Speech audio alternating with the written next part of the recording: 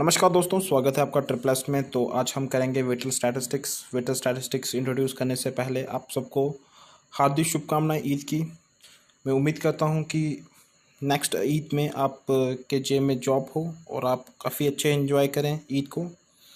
तो अब बात करते हैं हम विटल स्टैटिस्टिक्स। विटल स्टैटिस्टिक्स में आज हम पढ़ेंगे मोर्टेलिटी रेट्स पढ़ेंगे, विटल स्टैटिस्टिक्स क्या होती है, विटल स्टैटिस्टिक्स के थोड़े यूसेस हम डिस्कस करेंगे। इतने इंपॉर्टेंट नहीं है, फिर भी पता होना चाहिए एक्चुअल में विटल स्टैटिस्टिक्स होती क्या है। तो शुरू करते हैं टॉपिक। देखो, विटल स्टैटिस्टिक्स यहाँ पे जो डेफिनेशन दी है, is a branch of biometric statistics. Biometrics क्या हो गया, ब्रांच ऑफ बायोमेट्रिक्स क्या हो गया, जैसे हम कहते हैं ना कि economics is the science branch of social science, ठीक है। उसी तरह biometric is the branch of किसकी है, बायो की, ठीक है। तो it's deal with the data of the cases of human mortalities and demographics. देखो, ह्यूमन मॉर्लिटीज़ मतलब कि ह्यूमन द्वारा जो भी, मॉर्लिटीज़ का मतलब होता है डेथ, ठीक है। और डेमोग्राफिक क्या होता है, स्ट्रक्चरल चेंज ऑफ पॉपुलेशंस। देखो, इसमें ये कहा है is the branch of biometric statistics which deal with the data the cases of human mortalities and demographics. जैसे मैं एक एग्जांपल्स के साथ आपको बताऊं कि जैसे कि विटल्स इवेंट्स आप जानते हैं, जैसे बर्थ हो गई, डेथ हो गई, इनसे रिलेटेड जो भी डाटा कैलकुलेट किया जाता है उसको हम विटल स्टैटिस्टिक्स भी कह सकते हैं। इसमें कहा है which deal with the data of the cases human mortalities and demographics, human mortalities and demographics. इसमें आ जाता है जैसे बर्थ, डेथ, सिक, मैरिज, इन सब से रिलेटेड जो डाटा होता है उसे हम क्या कहते हैं, विटल स्टैटिस्टिक्स कहते हैं। देखो, विटल स्टैटिस्टिक को जो इंट्रोड्यूस किया था सबसे पहले, इसका जो हम कहते हैं कि विटल स्टैटिस्टिक्स के फादर कौन थे, तो विटल स्टैटिस्टिक्स के फादर जो थे उनका नाम था कैप्टन जॉन ग्रैंड, ठीक है। एक्चुअली ये ब्रिटिश स्टैटिस्टिशियन थे, इनको हम फादर ऑफ विटल स्टैटिस्टिक्स कहते हैं, ठीक है। तो ये आ गया विटल स्टैटिस्टिक्स। तो विटल स्टैटिस्टिक्स के बाद हम देखेंगे इसके यूसेस क्या हैं। विटल स्टैटिस्टिक्स के सबसे पहले इसका यूज है स्टडी ऑफ पॉपुलेशन ट्रेंड। देखो, कॉमन सी सेंस है, अगर बर्थ रेट ज़्यादा हुआ as compare to death rate तो इंक्रीज़ होगी पॉपुलेशंस, क्योंकि जो पॉपुलेशन बर्थ रेट ज़्यादा है, डेथ रेट कम है, तो पॉपुलेशन इंक्रीज़ होगी। अगर डेथ रेट कम है, अगर डेथ रेट ज़्यादा है, बर्थ रेट कम है, मतलब कि जो चाइल्ड बेयरिंग हो रही है वो कम हो रही है और डेथ रेट ज़्यादा हो रहा है, उसकी वजह से क्या होगा, पॉपुलेशन का जो ट्रेंड है वो डाउनवर्ड होगा, जो डेमोग्राफिक स्ट्रक्चर है वो डाउनवर्ड होगा, ठीक है। उसके बाद यूसेस इन पब्लिक एडमिनिस्ट्रेशन। देखो, विटल स्टैटिस्टिक्स मैंने बताया ये डाटा रिलेट किससे करता है, birth, death, sick and marriage. Public administration मतलब गवर्नमेंट्स या एडमिनिस्ट्रेट या ब्यूरोक्रेट्स इसका यूज़ किस तरह से करती हैं। जैसे हरियाणा में आप जानते हैं कि सेक्स रेशो कितनी कम है, वहाँ पे बहुत सी स्कीमें चलाई जा रही हैं, जैसे लक्ष्मी नीति योजना, मतलब कि गर्ल्स से रिलेटेड काफ़ी ज़्यादा स्कीम्स चलाई जा रही हैं, जिससे भ्रूण हत्या जैसे मामलों के लिए अगर कोई सरकार को बताता है उसे 1 लाख रुपया इनाम रखा गया है हरियाणा में। इस तरह की स्कीम्स लाने से कहीं ना कहीं उनके सेक्स रेशो में कहीं ना इम्प्रूवमेंट आई है। इम्प्रूवमेंट कैसे आई, उन्हें क्यों पता लगा कि इस तरह की हमें पॉलिसीज़ बनानी चाहिए, इस तरह की हमें स्कीम्स लानी पड़ेंगी जिससे हमें इम्प्रूव करें। उन्होंने क्या देखा, विटल स्टैटिस्टिक्स देखा। उन्हें लगा यार हमारे जो स्टेट है वहाँ पे जो रेशो है गर्ल्स की वो कम है एज़ कम्पेयर टू मेल, तो उन्होंने इस तरह की स्कीम्स लाई और फिर उस पर काम किया, फिर जाके कहीं ना कहीं इम्प्रूवमेंट आई। तो इसे इसलिए हमने यूज़ किस में किया, पब्लिक एडमिनिस्ट्रेशन भी इसका यूज़ करती है विटल स्टैटिस्टिक्स का। देखो, mortalities and natural statistics also provided the guide sport for uses by research in medicine. देखो, अगर with the help of vital statistics हमें पता लग जाता है कि हमें रिसर्च किस पे करनी है। एक्चुअल में सिकनेस, अभी जो कोविड-19 चल रहा है, अभी सभी की सभी कंट्री रिसर्च किस पे कर रही हैं, कोविड-19 के एंटीवायरस के लिए। तो उसके लिए गवर्नमेंट जितने भी रिसर्चर्स हैं, जितने प्रोफेशनल हैं, जितने भी, ये सभी इस पे काम कर रहे हैं। देखो, अगर इस समय कोई कैंसर पे काम करेगा वो रैशनल नहीं होगा, ठीक है। जिस तरह की सिचुएशन होगी उसी तरह का रिसर्च होना चाहिए। ये किससे पता लगता है, विटल स्टैटिस्टिक्स। जो अभी रिसेंटली हम ऑफिशियल साइट्स दिखते हैं, ministry of health and social welfare, इसमें जो हम ऑफिशियल साइट में देखते हैं कि आज इतने केस हो गए, आज इतने केस, वो क्या है, वो भी एक तरह के विटल स्टैटिस्टिक्स है, ठीक है। तो उसी वजह से, उसी की हेल्प से हम उसी पे ही रिसर्च करते हैं with the help of waiter statistics. Uses of operating agencies, operating agencies मतलब इंश्योरेंस कंपनी, LIC कंपनीज, इस तरह की कंपनी भी वेटर स्टैटिस्टिक को देख के पॉलिसीज बनाती हैं। वो देखते हैं कि डेथ रेट कहाँ पे ज़्यादा है, हेल्थ इंश्योरेंस किस पे बनाना चाहिए। ये कंपनीज जो होती हैं ये प्रॉफिट मेकर कंपनीज होती हैं। अगर इनको लॉस हो तो ये इन कंपनीज क्यों चलेंगी। इनका प्लान आप मैक्सिमम देखोगे कि इस तरह से होता है, 65 एज के ऊपर ज़्यादा बेनिफिट्स होता है, उससे कम होता है। और जो लाइफ एक्सपेंसिव है वो 65 66 ही है इंडिया में। आई थिंक 63 होगा शायद, कंफर्म नहीं, कर लेना। 63 लाइफ एक्सपेंसिव रेट है इंडिया में, कि इससे इतनी एवरेज है जीने की। और जो प्लान है जितने भी हेल्थ इंश्योरेंस कंपनीज़ के, वो 65 के बाद ही मैक्सिमम है, उससे पहले आपको लिमिटेड प्रॉफिट ही होगा उसमें। तो ये जो एजेंसीज हैं, ये जो पॉलिसीज़ हैं, ये क्यों बनाई जाती हैं, ये मतलब कि किस प्रॉफिट कमाने के लिए बनी होती है। और ये पॉलिसीज़ कैसे बनाती हैं, इस with the help of waiter statistics, कि हमें देखना पड़ेगा डेथ रेट कहाँ ज़्यादा है, कहाँ पे हमें प्रॉफिट है, कहाँ लॉस है। तो ऑपरेटिंग एजेंसीज भी इसका यूज़ करती हैं वेटर स्टैटिस्टिक्स, ठीक है। तो अब हम पढ़ेंगे मेजर्स ऑफ मोरलिटीज़ क्या हैं, ठीक है। तो सबसे पहले हम ये जानेंगे कि मोरलिटीज़ क्या होता है। मोरलिटी को हम समझने के लिए हम एक डेफिनेशन देखते हैं। आप प्लीज़ कुछ डेफिनेशंस मैंने लिखी नहीं है, आप नोट कर सकते हैं उसे। हम मोरलिटीज़ को सिंपल वर्ड में कहें तो हम डेथ रेट कह सकते हैं, या तो हम ऐसे भी कह सकते हैं the numbers of death in A given times और प्लेस, ठीक है। ये जो है ये मोरलिटीज़ को हम एक वन वर्ड में बोलें तो इसे डेथ रेट बोल सकते हैं। इसके 3 टाइप्स हैं। सबसे पहले हम बात करेंगे crude death rate. Crude death rate simple है। इसमें क्या होता है, total number of death during a periods divided by total population at A middle of A periods, मतलब कि एक साल में कितनी डेथ हुई टोटल पॉपुलेशन में से, तो उससे क्या होगा, क्रूड डेथ रेट निकल जाएगा, ठीक है। और ये डेफिनेशन सिर्फ सिंपल दी है, इसके साथ में इसको 1000 के साथ मल्टीप्लाई भी करना पड़ता है। ये पूरा फॉर्मूला अब बना, ठीक है। इसमें क्या होगा कि numbers of death of A periods, ठीक है, जितने डेथ हुई एक साल के अंदर, और नीचे डिवाइडेड बाय टोटल पॉपुलेशंस, ठीक है, उसको हम क्या कहेंगे, क्रूड डेथ रेट। उसके बाद जो उसका सेकंड मेजरमेंट है मोरलिटीज़ का, वो है स्पेसिफिक डेथ रेट। देखो स्पेसिफिक डेथ रेट और क्रूड डेथ रेट को मैं टेबल से आपको समझाने की कोशिश करूँगा, वहाँ पे आपको ज़्यादा अच्छे से समझ आएगा। स्पेसिफिक डेथ रेट क्या है पहले ये जान लो, फिर टेबल की हो जाएंगे। स्पेसिफिक डेथ रेट में क्या होगा कि is a rate of mortality rate calculate for a specific class और सेक्शंस ऑफ ए पॉपुलेशन। देखो इसमें हम डेथ रेट तो काउंट करेंगे, बट किस चीज़ की डेथ रेट करेंगे, मुझे ना सिर्फ उस चीज़ के बारे में हमें सिर्फ ये देखना था कि 0 से लेके 5 साल के बीच में कितने बच्चों की डेथ हुई है, मुझे सिर्फ वो कैलकुलेट करना था divided by total number of populations, ठीक है।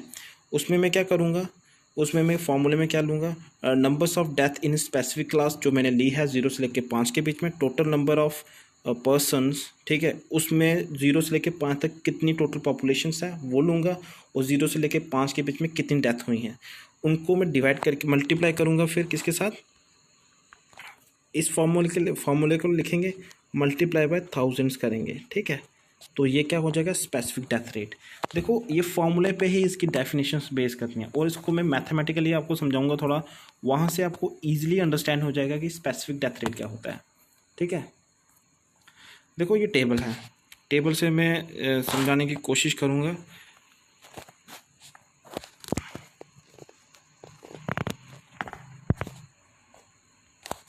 ये टेबल है, यहाँ पे आपको पॉपुलेशन दी है, नंबर्स ऑफ डेथ दी है।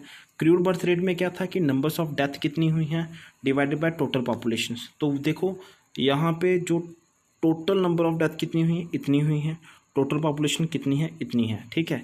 ये टाउन 1 की बात कर रहे हैं, तो टाउन 1 में हम देखेंगे 102 लिया, numbers of death divided by 10,000 total population थी, उसको डिवाइड किया हमने ऐसे करके, जो वैल्यू आई वो ये आई।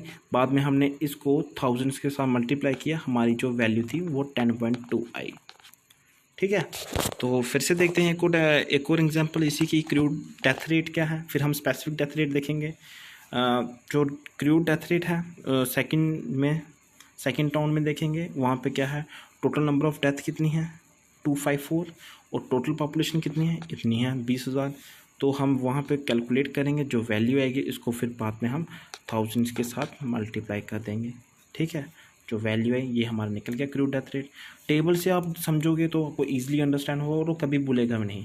अगर आप डेफिनेशंस रटते रहोगे, डेफिनेशंस रटनी नहीं है, समझना है कंसेप्ट कि कंसेप्ट क्या है। उसके बाद हम बात करेंगे स्पेसिफिक क्या है, स्पेसिफिक डेथ रेट क्या है। सेम एग्जांपल लेते हैं। स्पेसिफिक डेथ रेट में हमने क्या करना है, हमें चाहिए 25 से लेके 44 टाउन 1 में कितनी डेथ्स हुई हैं। देखो स्पेसिफिक में हमने किया 25 लिया, 25 से 44 के बीच में डेथ रेट देखनी है और टाउन 1 में देखनी है। तो हम क्या करेंगे, हम स्पेसिफिक की बात करें, इंडिविजुअल की बात करें तो हम देखेंगे 30 डेथ है। स्पेसिफिक जो 25 से लेके 44 की एज के बीच में लोग थे, 30 लोगों की डेथ हुई। तो इसके बीच में टोटल पॉपुलेशन कितनी थी 25 से लेके 44 के बीच में, वो थी 5,000। फिर इसको डिवाइड करके जो वैल्यू आएगी उसको हम मल्टीप्लाई कर देंगे थाउजेंड्स के साथ, ये हमारा निकल जाएगा स्पेसिफिक डेथ रेट। ठीक है, एक और एग्जांपल लेते हैं। स्पेसिफिक डेथ रेट हमें निकालना है 0 से लेके 9 के बीच में कितनी डेथ्स हुई हैं, और निकालना हमने क्या है टाउन सेकंड की। टाउन सेकंड की बात करेंगे, ये टाउन सेकंड का टेबल है, अलग से दिया है। उसमें देखेंगे कि जो नंबर्स ऑफ डेथ हैं वो 150 दी हैं। स्पेसिफिक की बात चल रही है ना, तो स्पेसिफिक में हम इंडिविजुअल चीज़ देखेंगे 0 से लेकर 9। अगर क्रूड होता तो हम टोटल की बात करते, फिर हम 250 लेते, बट हम यहाँ पे स्पेसिफिक की बात कर रहे हैं इसलिए हमने 150 लिया। तो टोटल पॉपुलेशन कितनी है 6,000। फिर हम इसको जो कैलकुलेट करेंगे वैल्यू डिवाइड करके, फिर इसको 1000 के साथ, सॉरी यहाँ वैल्यू नहीं आ रही है, 1000 से यहाँ लिख लेना। तो उसके साथ जो मल्टीप्लाई करके वैल्यू आएगी वो हमारी क्या होगी, स्पेसिफिक डेथ रेट। ठीक है, देखो अब हम बात करेंगे स्टैंडर्ड डेथ रेट। ये थर्ड मेजरमेंट है मोर्टेलिटीज़ का। तो उसमें जो अगर डेफिनेशन देखी जाए स्टैंडर्ड डेथ रेट की क्या है, हम इसे ऐसे कह सकते हैं कि जो डेथ रेट है उसको कैलकुलेट करने के लिए death rates of different categories of populations of regions, they are known as standard death rate. देखो स्टैंडर्ड डेथ रेट करने के लिए एक फार्मूला है, ये बहुत बार पूछा जाता है। ये फार्मूला कुछ इस तरह से है। इसमें जो PX लिया है, ये स्टैंडर्ड पॉपुलेशन एज ली है। स्टैंडर्ड पॉपुलेशन एज मतलब कि एक पर्टिकुलर एज की पॉपुलेशन को लिया गया है। PX जो स्पेसिफिक है, जो हमने एज ग्रुप लिया है 0 से लेकर 5, उसको उसके बीच और मल्टीप्लाई विद स्टैंडर्ड डेरिवेशंस के बीच में मल्टीप्लाई होगा, जो वैल्यू निकलेगी वो आ जाएगा sigma PX into MX divided by total populations. तो इस तरह से स्टैंडर्ड डेथ रेट कैलकुलेट हो जाएगा। तो इस पे ज़्यादा फोकस मत करना है, सिर्फ फॉर्मूले अच्छे से देख लेना कि ये फॉर्मूले क्या हैं, इनको कोशिश करना अंडरस्टैंड करने की। तो ये हो गया हमारा स्टैंडर्ड डेथ रेट। जहाँ तक मैंने इसको पढ़ा है, जो मोर्टेलिटी रेट है, मैंने सिर्फ इसके 3 मेजरमेंट पढ़ी हैं, बट कुछ बुक्स में इनफैक्ट मोर्टेलिटी रेट भी है, हम उसे भी डिस्कस करेंगे। इम्पोर्टेंट नहीं है इतना। अगर कुछ बुक्स में सिर्फ यही 3 दी होती है मेजरमेंट्स, कुछ बुक्स में 4 भी दी होती हैं, वहाँ पे स्टैंडर्ड डेथ रेट नहीं होता है, बट हम इसे स्किप नहीं करेंगे, हम चारों की चारों को पढ़ने की कोशिश करेंगे। तो अब बात करेंगे हम स्टैंडर्ड इन्फर्टिलिटी रेट। तो हम बात करना चाह रहे हैं कि इनफैक्ट मोर्टेलिटी रेट क्या है। इनफैक्ट मोर्टेलिटी रेट को हम ऐसे भी कह सकते हैं कि इनफैक्ट मोर्टेलिटी रेट्स का जो फॉर्मूला है उसे अगर हम देखें कि total number of death below 1 years, मतलब कि 1 साल से पहले जितनी भी डेथ्स हुई हो बच्चों की, उसके साथ साथ नंबर्स ऑफ लाइव बर्थ, कितने बच्चे जो ज़िंदा पैदा हुए हैं इनटू थाउजेंड्स के साथ, उसको हम कहते हैं इनफैक्ट मोर्टेलिटी रेट। इवन कि कभी बार ये सवाल भी आ सकता है कि 1 साल से नीचे की एज को हम ज़ीरो एज भी कहते हैं। ठीक है, 1 एज तब होगी जब वो 1 ईयर को क्रॉस करेगा, उससे पहले जो उसकी एज होगी वो 0 होगी, ठीक है। उसको, उस एज को हम 0 एज भी कहते हैं, ठीक है। ये इनफैक्ट मोलिटी रेट है। तो ये जो फॉर्मूला है ये काफ़ी इंपॉर्टेंट है, ये भी कई बार आया है, ये भी मेजरमेंट है मोलिटीज़ का। इवन कि मैक्सिमम बुक्स में तो 3 दिए होते हैं, तो अलग अलग बुक्स में अलग अलग तरीके से दिए हैं, तो मैंने आपको सभी करवा दिए। उसके बाद हम बात करेंगे कि अभी ये जो इम्पोर्टेंट है कि अभी इनफैक्ट मोर्टेलिटी रेट इंडिया में क्या चल रहा है और हाईएस्ट किस में है, लोएस्ट किस में है।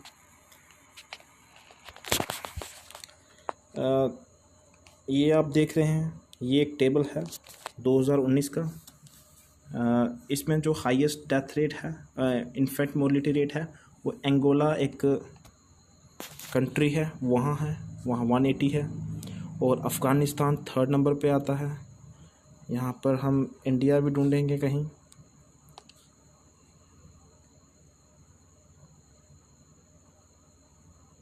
जो कुछ इम्पोर्टेंट कंट्री हैं, भूटान 49.3,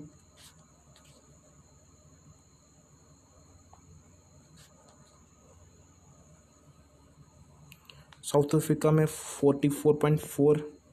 ये सिर्फ ये बताने के लिए कि कंट्रीज़ की क्या कंडीशंस है हेल्थ रेटेड से, हेल्थ इंफ्रास्ट्रक्चर किस तरह का है। हमारा मकसद इंडिया ढूंढना है, तो इंडिया का जो रेट है वो है 30.1। ये इनका इन्फेक्टिव मोर्टेलिटी रेट है।